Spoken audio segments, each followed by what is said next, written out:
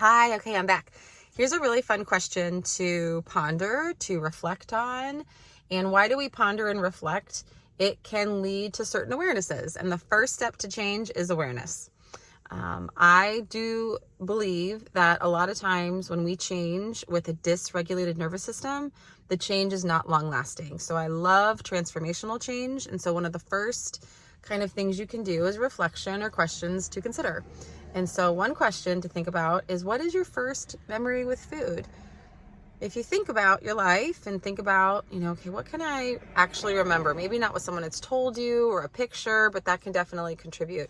But what's your first memory with food, and what's that like? To help inspire you, I don't have a specific memory, but I do remember where I was raised with my family unit. We had a lot of conversations and foods at the dinner table or the kitchen table. So it was in the kitchen, and it was this really like kind of oblong kitchen table from my memory, I think.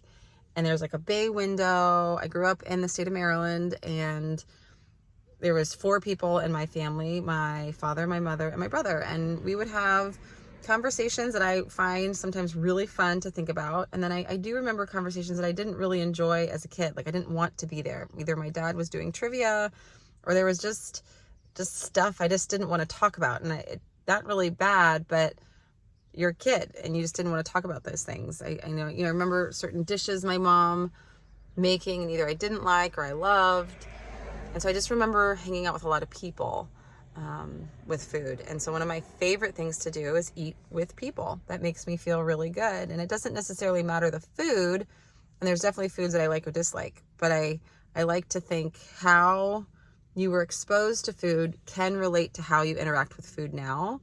And sometimes if you're trying to change or get to a health pattern that requires change, looking at what you like to do or what you tend to do, and is that serving you? And maybe why is it so hard to change this pattern? Because you've just done it for so long.